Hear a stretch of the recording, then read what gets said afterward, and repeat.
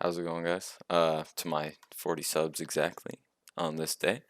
Uh, Today you'll watch me shit on kids in Minecraft Bed Wars. I talk about a childhood story, one that's very important to me. In fact, so just sit there, relax, and indulge in this very inspiring story of being a fat little boy. Right. So, story starts off fourth grade. All right, I got no friends. I just moved here. I moved from Washington to Idaho. You can imagine how that is as a fucking 7-year-old or whatever. And yeah, I basically have no friends. I'm trying to meet new people.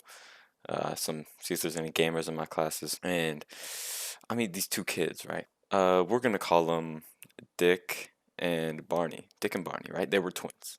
Dick and Barney were twins. All right. They would always poke fun at me. I was a fat little boy. They would always make fun of me, how my clothes fit, how my shoes looked, and nothing looked good, right?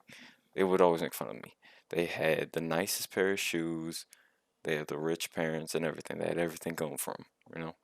What's not to love about their life? All right. So that's where the story really starts. These guys are absolute menaces to me in fucking fourth grade, right? Ruining my life. But yeah, basically, these kids had mob ties with the schools. They could get away with whatever the fuck they want. They could steal extra food. They could say cuss words. Teachers didn't give a shit, man. They were sucking these kids' dicks. I didn't really feel too good about that. I wanted the fucking extra chicken sandwich from the cafeteria, not these little skinny fucks, right? So I don't feel too good about that already. But I just sit back and let them do their thing because I'm not gonna do shit about it. They gang up on me if they want it. So here's where it starts to get interesting. These kids were already not very nice to me, but today they just felt extra mean in particular, right?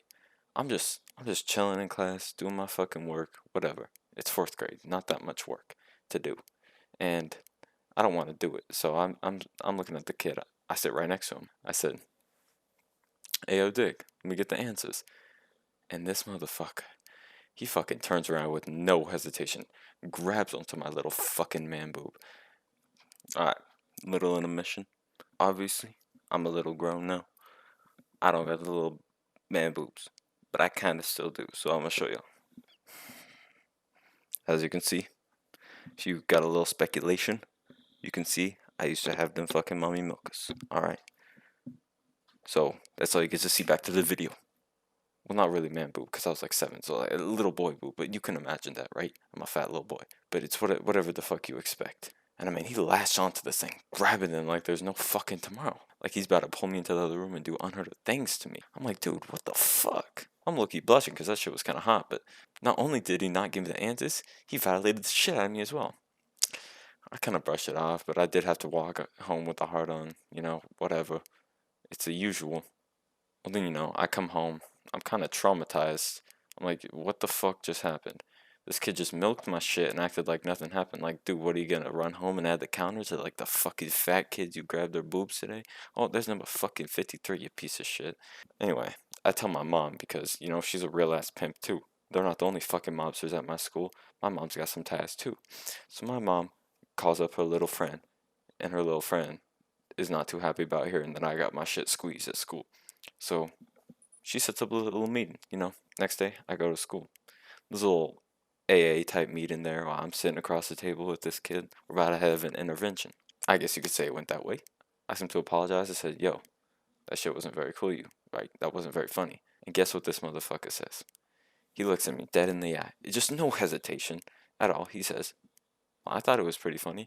Like, dude, that's not the fucking point. Just apologize and we can go back to class and play Scribble Knots on my DS.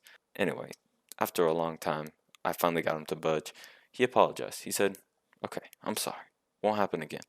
Alright, yeah, it better not. But as we're walking back to class. The teacher's in front of us. She opens the door. She walks in. This motherfucker turns around and he does it again. He does it a fucking again. He grabs my shit the same way he did yesterday. This motherfucker Loki got a thing for me. So I'm like, okay, that's enough. That's enough. I didn't do shit. Alright, whatever. I was a little pussy.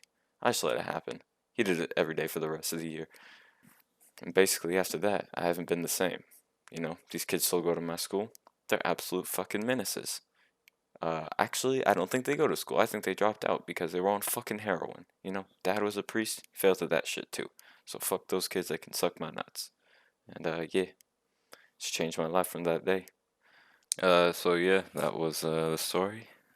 I mean, if you guys liked it, this is my first time ever doing this, and I plan to do some more. So I got a lot of sick stories to tell you. You know, I beat up a lot of autistic children when I was a kid. So yeah, peace out, guys. Have a good night.